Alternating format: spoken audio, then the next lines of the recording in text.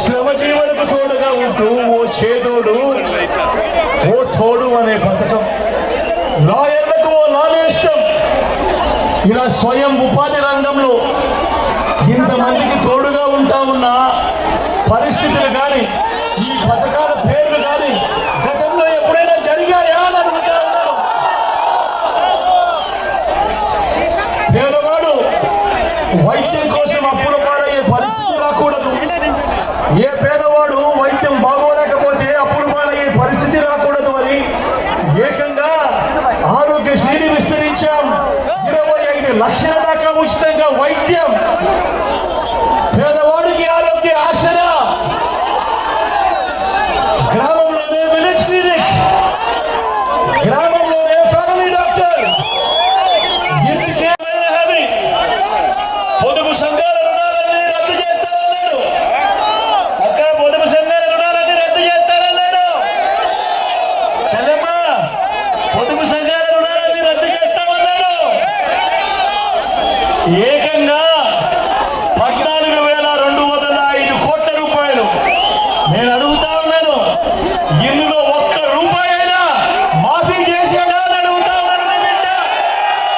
రెండు చేతులు పరిగెత్తాలి.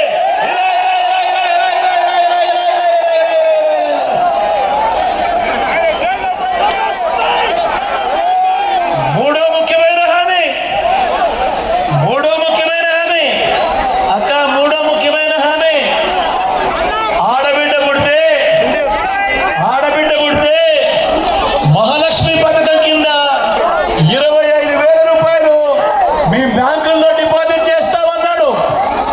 నేను అడుగుతా ఉన్నా, 25,000 కదా దేవుడు ఎరుగు, ఇన్ని వేల మంది ఇక్కడ ఉన్నారు కదా, మీ అకౌంట్లలో చంద్రబాబు కనీసం ఒక్క రూపాయి అయినా డిపాజిట్ చేశాడా అని అడుగుతా ఉన్నాను.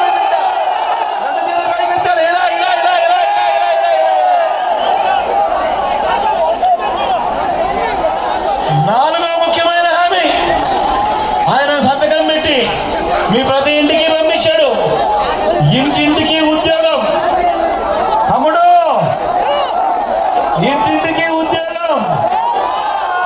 ఉద్యోగం ఇవ్వకపోతే 2,000 రూపాయలు నిరుద్యోగ వృత్తి ప్రతి నెల అన్నాడు.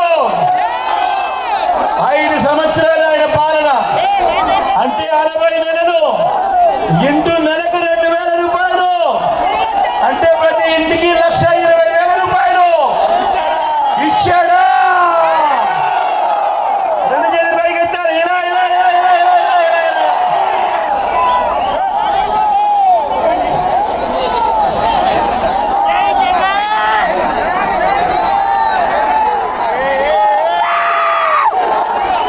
ఇంకా ముందుకు పోమంటారా? ఇంకా ముందుకు పోరారా?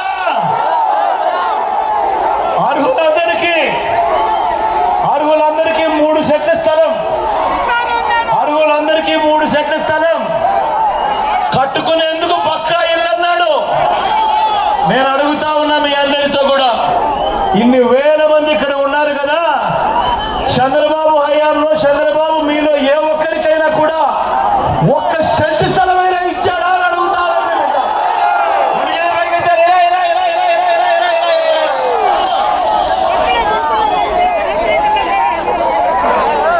10,000 కోట్లతో బీసీ సప్లాన్, చేనేత, పవర్ లూమ్స్ రుణాల మాఫీ అన్నది జరిగిందా?